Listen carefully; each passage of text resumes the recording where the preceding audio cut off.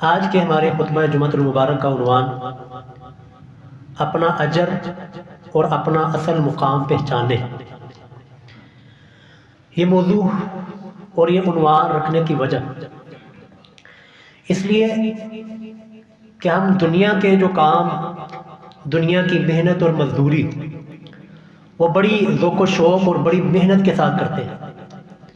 کیونکہ ہمیں پتہ ہوتا ہے کہ میں جو یہ کام کر رہا ہوں، یہ جو محنت کر رہا ہوں، یہ جو میں مزدوری کر رہا ہوں، اس مزدوری کا پھل اور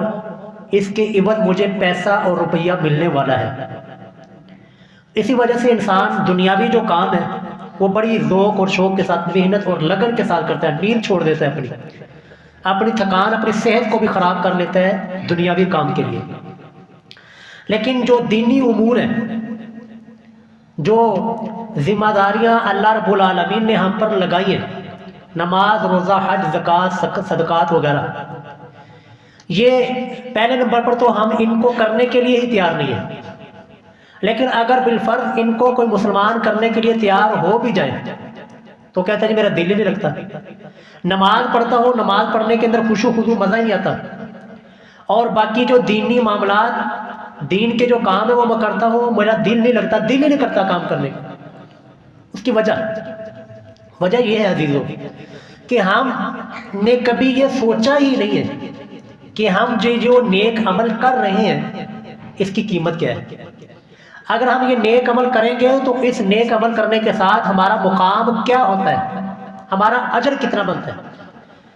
یہ اجر سے نا واقفیت کی وجہ سے ہمارا نہ نماز پڑھنے کو دل کرتا ہے، نہ روزہ رکھنے کو دل کرتا ہے، نہ ہمارا نیک اعمال کرنے کو دل کرتا ہے،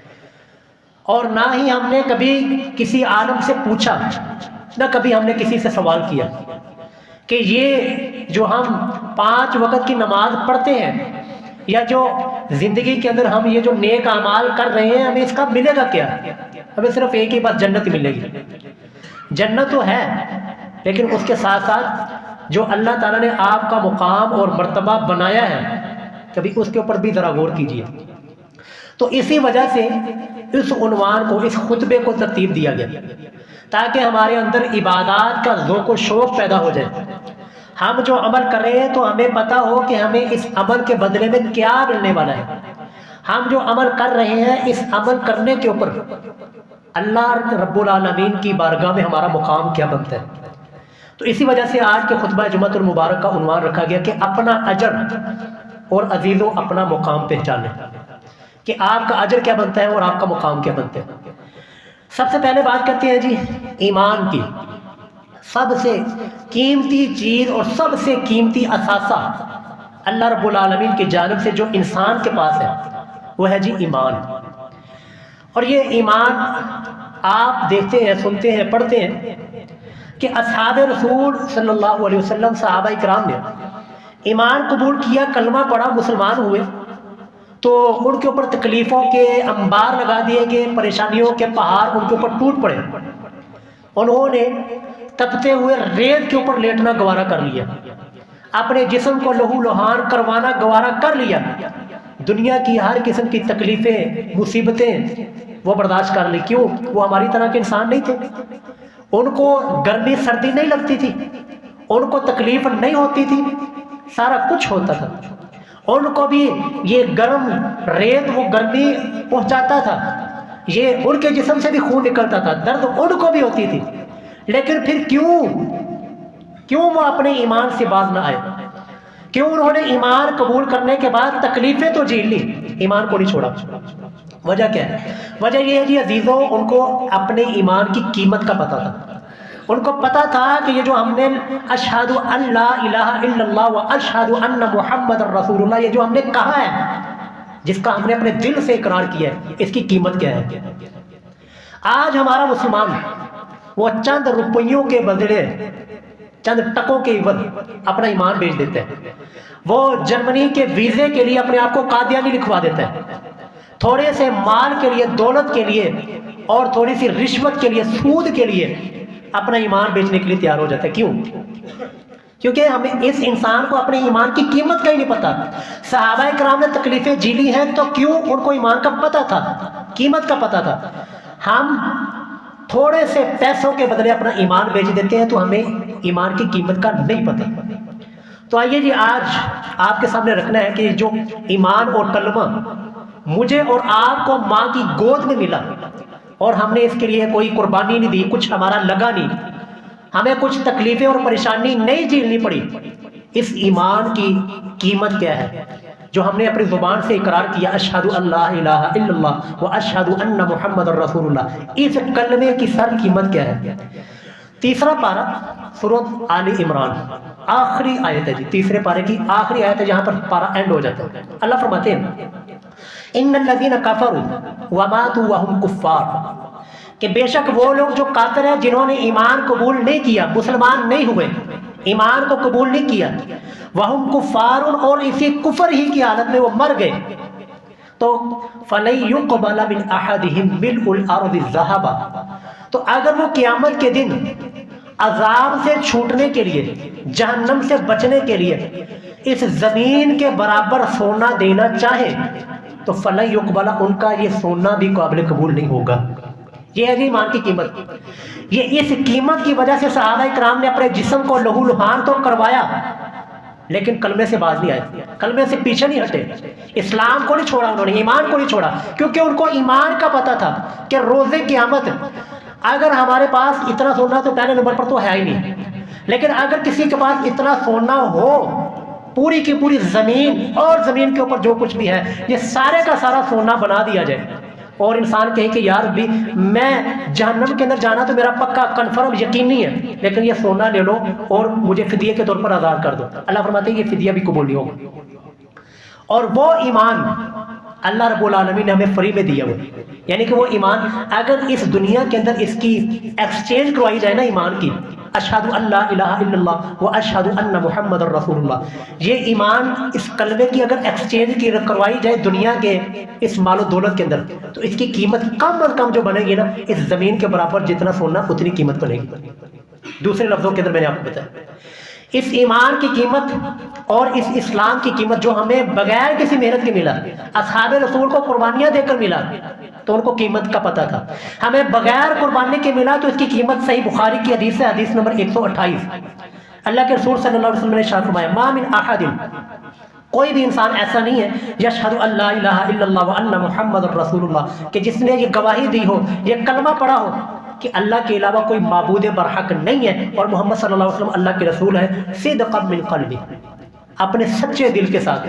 دل کے ارادے کے ساتھ اس کو پڑھا تو الا حرم اللہ علی النار، تو کیا ہوگا جو اس کی ایمان کی قیمت کیا ہے کہ اللہ تعالیٰ اس کو جہنم کی آگ اس کے اوپر حرام قرار دے دے گا.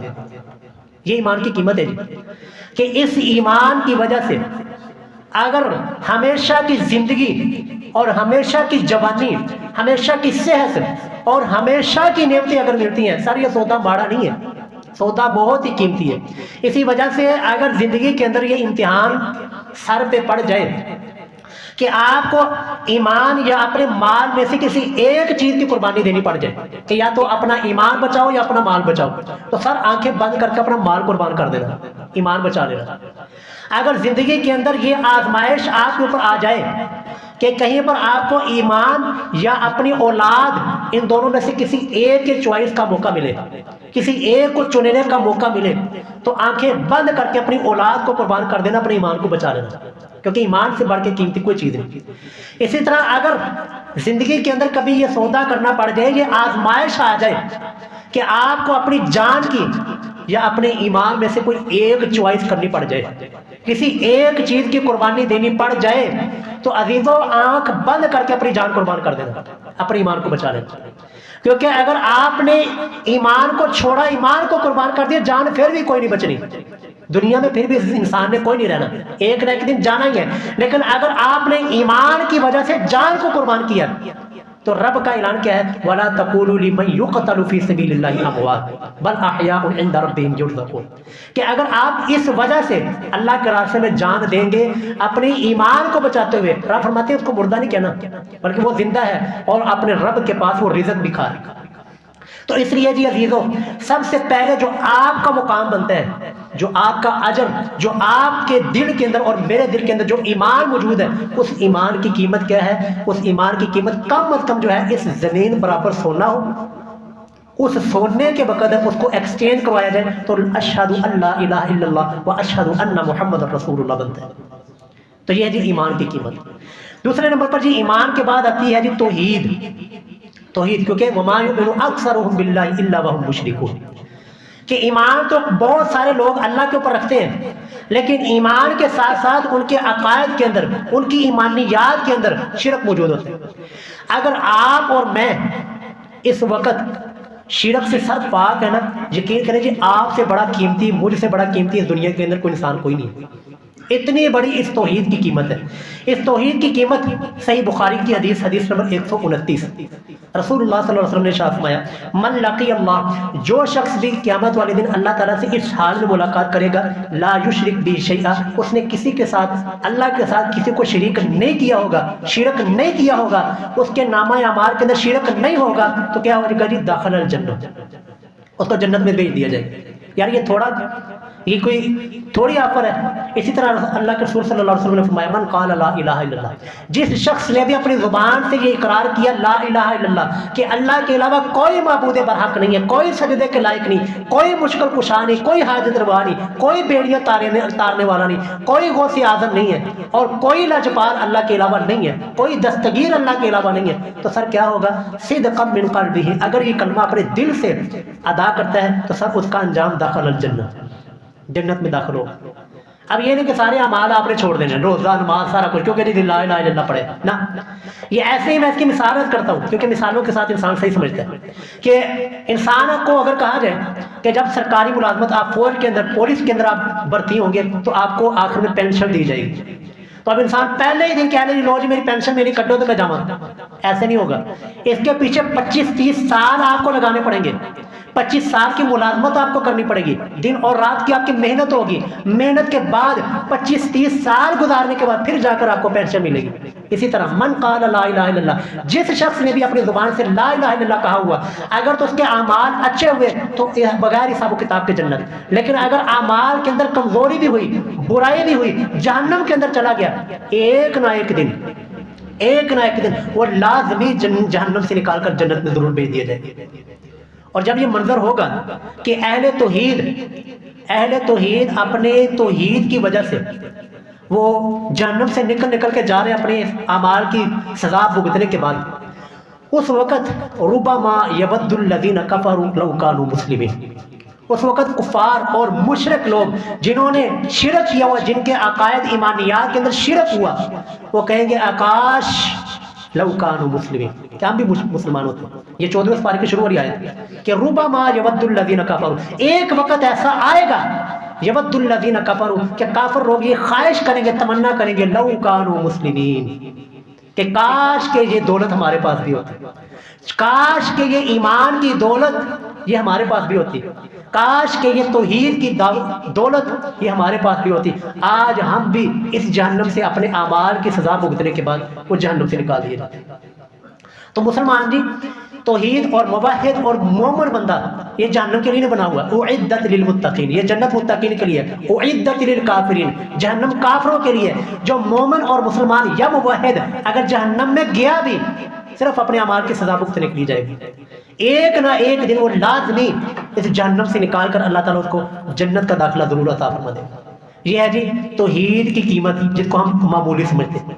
ہم نے اس کو معمولی سمجھا ہوا، نہ سر یہ معمولی نہیں ہے۔ اللہ کی قسم، اللہ کی بارگاہ میں،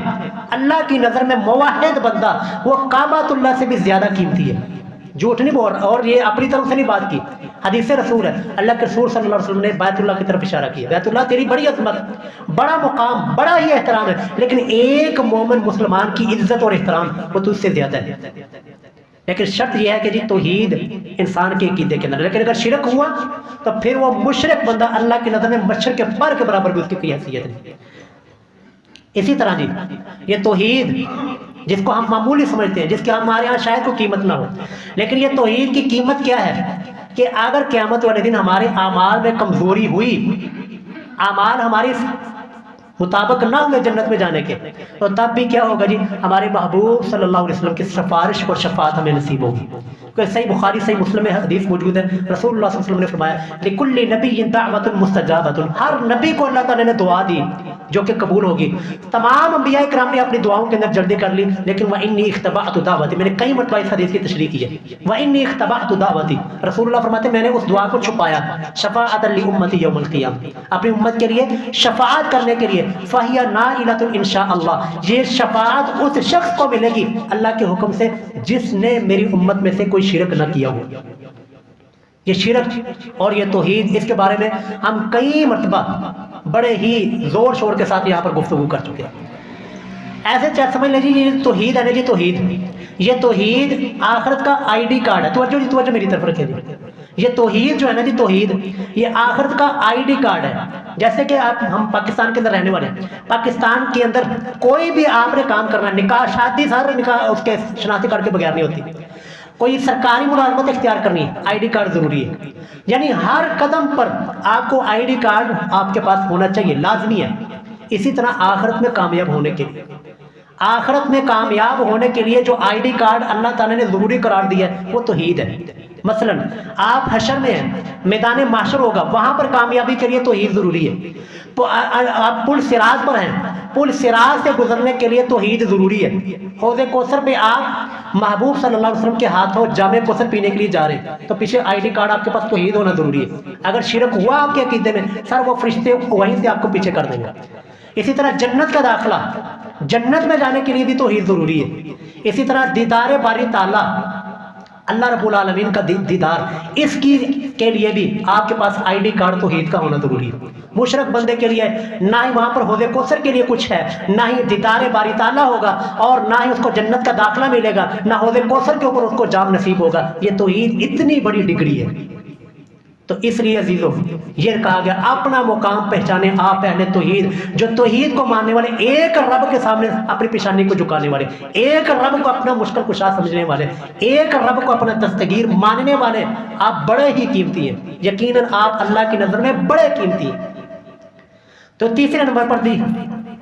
آتا ہے جی ایمان، توحید، توحید کے بعد تیسری جو قیمت ہے نا جی، تیسری جو چیز ہے وہ ہے جی نماز۔ نماز جس کے بارے میں اللہ تعالیٰ نے بھی فرمایا وَإِنَّهَا لَكَبِيرَةٌ، یہ نماز بہت بھاری ہے، بڑی مشکل ہے، بہت گراں ہے، إِلَّا عَلَى الْخَاشِعِينَ، سوائے ڈرنے والوں پر، جو ڈرتے ہیں اور جن کے دلوں کے اندر خشیت ہے ان کے لیے نماز کوئی باری نہیں ہے۔ ہمارے دلوں کے اندر ہمیں نماز کیوں باری لگتی ہے؟ ہمارا نماز کے اندر کیوں نہیں دل لگتا؟ کیوں ہم نماز سے دور بھاگتے ہیں؟ کیونکہ ہمارے دل کے اندر اللہ کا خوف نہیں ہے، کیونکہ ہمارے دل کے اندر خشیت نہیں ہے، اور ہمیں پتہ ہی نہیں ہے کہ یہ جو ہم نماز پڑھ رہے ہیں اس کا اللہ کے ہاں ہمارا مقام کیا بنتا ہے، ہمارا اجر کیا بنتا ہے۔ صحیح مسلم کے اندر حدیث ہے جی، یہ نماز کے بارے میں آپ کو بتا رہا ہوں کہ نماز پڑھ کا اللہ تعالیٰ کے ہاں کیا درجہ اور کیا مقام ہے۔ صحیح مسلم حدیث کا نمبر ہے جی 1688 1688 صحیح مسلم۔ رسول اللہ صلی اللہ علیہ وسلم نے ارشاد فرمایا رکعت الفجر، فجر کی 2 رکعتیں، ساری یہ فرض کے بارے میں نہیں بات ہو رہی تھی، یہ سنتوں کے بارے میں بات ہو رہی ہے جو کہ ہم سنتیں پڑھتے ہیں فجر کی فرائض سے پہلے، ان 2 سنتوں کے بارے میں بات ہو رہی ہے۔ رسول اللہ نے فرمایا رکعت الفجر، کہ فجر کی 2 رکعتیں اور 2 سنتیں خیر من الدنیا وما فیہا، یہ دنیا اور جو کچھ اس دنیا کے اندر ہے ان تمام سے سب سے بہتر یہ 2 رکعتیں ہیں۔ مثلا کیا مطلب ہے؟ ہمارا مسئلہ یہ ہے کہ ہم احادیث کو سنتے ہیں، قرآنی آیات کو پڑھتے سنتے ہیں، ہم اس کے اوپر غور نہیں کرتے، رکتے نہیں ہیں، اس کے اوپر سوچتے نہیں ہیں کہ یہ کیا کہا گیا ہے، اس کا مطلب کیا ہے، اس کی تشریح کیا بنتی ہے، اس کی تفسیر کیا ہے۔ سر اس کی تفسیر یہ بنتی ہے کہ آپ کے پاس اگر 2 رکعتوں کا ثواب اور اجر موجود ہے نا، آج ہم میں سے سب نے فجر کی نماز ادا کی ہوگی، فجر کی نماز سے پہلے ہم نے جو 2 سنتیں پڑھی ہیں نا، ان 2 سنتوں کو اگر آج کی دنیا کے اندر، اس دنیا کے اندر اس کا اجر ایکسچینج کیا جائے، کنورٹ کیا جائے، تو پتہ کتنا پیسہ بنتا ہے، کتنی دولت بنتی ہے کہ آپ اتنی دولت سے، اتنے مال سے دنیا کی ہر چیز، دنیا کی ہر بلڈنگ اور ہر بڑی سے بڑی گاڑی اور بڑی سے بڑی قیمتی گاڑی اس پیسے سے آپ خرید سکتے ہیں۔ لیکن یہ کرنسی یہاں پر نہیں کام آنی، یہاں پر نہیں آپ کہیں گے بھائی میں 2 سنتا پڑھی مجھے 2 کلو آلو دے دے، ایسے نہیں ہوگا۔ یہ کرنسی یہاں نہیں چلتی، یہ کرنسی اس جہان کی کرنسی ہے۔ لیکن میں اس کرنسی کا میں نے صرف آپ کو اندازہ بتایا ہے کہ اس کرنسی کو اگر دنیا کے اندر کنورٹ کیا جائے تو اتنی دولت بنتی ہے کہ آپ دنیا کی ہر چیز جو آپ کو نظر آتی ہے، جو بڑی بڑی بلڈنگیں آپ کو نظر آتی ہیں، مہنگی مہنگی کاریں آپ کو نظر آتی ہیں، جو مہنگے مہنگے محلات اور کوٹھیاں آپ کو نظر آتی ہیں، سر اتنی دولت آپ کے پاس ہوگی آپ ساری دنیا خرید سکتے ہیں، اتنی دولت۔ صرف یہ 2 رکعتوں کی میں نے فضیلت بتائی، 2 رکعتوں کی قیمت، فرائض کی ابھی میں نے بات نہیں کی، صرف 2 سنتوں کی بات کی۔ یہاں پر ایک اور چیز بھی سمجھ لیں کہ اسلام کا اور شریعت کا یہ مزاج ہے کہ شریعت اور اسلام یہ جس چیز کا کم ہوتا ہے نا فضیلت، اس کو ذکر کر دیتی ہے، کم اجر والی چیز کی فضیلت ذکر کرتی ہے، اور جو اعلیٰ درجے کی جو چیز ہوتی ہے اس کی فضیلت ذکر نہیں کرتی۔ مثلا ہمیں یہ تو پتہ چل گیا کہ فجر کی 2 سنتوں کی یہ قیمت ہے، تو 2 فرضوں کی قیمت کیا ہوگی؟ اب 2 فرضوں کی قیمت اللہ نے نہیں بتائی، تو یہی اندازہ کہ اگر 2 سنتوں کی یہ قیمت ہے تو 2 فرضوں کی قیمت تو اس سے بڑھ کے ہوگی۔ یہ میں نے یہ چیز کیوں اٹھائی؟ کیونکہ آج یہ ہمارے معاشرے کے اندر اکثر یہ سوال اٹھایا جاتا ہے کہ جی مرد کو جنت میں جا کے حوریں ملیں گی تو عورت کو کیا ملے گا؟ یہ سوال آپ نے اپنی زندگی کے اندر کئی مرتبہ سنا ہوگا اور اس کے اوپر بڑا مذاق بھی اڑایا جاتا ہے۔ آج یہ سوال کو کلیئر کر کے جائے کہ شریعت کا، اور شریعت کا نہیں، یہ ہماری دنیا کا بھی اصول ہے، ہماری دنیا کا بھی یہی اصول ہے۔ یہ ہمارے یہاں جلسہ ہوتا ہے، درس ہوتا ہے، تو درس کے اشتہار کے اوپر لکھا ہوتا ہے جی حاضرین مجلس کے لیے کھانے کا انتظام ہوگا، ہوتا ہے نا کہ نہیں؟ یہ لکھا ہوتا ہے، تو اس کا کیا مطلب ہے کہ خطیب صاحب جو آ کے وہاں پر درس دیں گے وہ بھوکے جائیں گے؟ لیکن اگر اشتہار کے اوپر یہ لکھا ہو کہ درس دینے والے مولانا صاحب کے لیے کھانے کا انتظام ہوگا تو اس کا کنفرم یہ مطلب ہوگا کہ حاضرین مجلس کے لیے کچھ نہیں ہوگا۔ لیکن اگر چھوٹے درجے والوں کے لیے لکھ دیا گیا کہ حاضرین مجلس کے لیے کھانے کا انتظام ہوگا تو مطلب کہ جو درس دینے والا ہے، جو محفل سجانے والا ہے، جو خطیب ہے، اس کے لیے تو اس سے بہتر انتظام ہوگا، اس کے لیے تو ان سے بہتر کھانے کا انتظام کیا جائے گا۔ اسی طرح شریعت بھی یہ کرتی ہے، اسلام کے اندر بھی یہی چیز رہتی ہے۔ 2 رکعتوں کی فجر کا، 2 رکعتوں کی سنت کا ہمیں اجر بتا دیا، فرائض کا مطلب نہیں بتایا۔ اسی طرح مرد کو جو اللہ نے قیامت والے دن دینا ہے، مرد کے لیے جو اللہ نے انتظام کر کے رکھا ہے حوروں کا، وہ تو شریعت نے بتا دیا، لیکن عورت کے بارے میں اللہ رب العالمین نے کیا کچھ رکھا ہے وہ اللہ رب العالمین نے نہیں بتایا۔ تو اس سے مطلب یہ ہے کہ اگر مرد کو حوریں ملنی ہے تو عورت کو اس سے بڑھ کر ملے گا، اور کیا ملے گا یہ جی واللہ عالم، کہ اللہ رب العالمین نے جو اس چیز کو رکھا ہے نا، جو اس چیز کو چھپایا، تو مطلب یہی ہے کہ مرد سے بڑھ کے یہ چیز ملے گی، مرد سے بڑھ کے اللہ تعالیٰ عورت کو خوشیاں عطا کرے گی۔ لیکن وہ خوشی کیا ہے جی؟ اللہ تعالیٰ نے فرما دیا فَلَا تَعْلَمُ نَفْسٌ مَّا أُخْفِيَ لَهُم مِّن قُرَّةِ أَعْيُنٍ جَزَاءً بِمَا كَانُوا يَعْمَلُونَ، کہ کسی نفس کو پتہ ہی نہیں ہے کہ اس کی آنکھوں کی ٹھنڈک اور اس کے دل کا چین وہ اللہ تعالیٰ نے کہا کس کس چیز میں کیا کیا اللہ تعالیٰ نے اختیار کر کے رکھا ہے۔ تو اس لیے جی یہ شریعت کا ایک اصول تھا اور یہ سوال تھا، وہ میں نے آپ کے سامنے کلیئر کر دیا۔ اسی طرح جی عزیزو، آپ حضرات جمعے کے لیے آئے ہیں اور یقین کیجئے اس معاملے کے اندر یہ 2 چیزیں جی، اس میں آپ کا درجہ اپنے سے 1000 مرتبہ بڑھ کے سمجھتا ہوں۔ ایک تو آپ جو جمعے کے لیے آتے ہیں، اسی طرح ہمارے جو نمازی فجر کی نماز کے لیے آتے ہیں۔ سر دیکھیں میں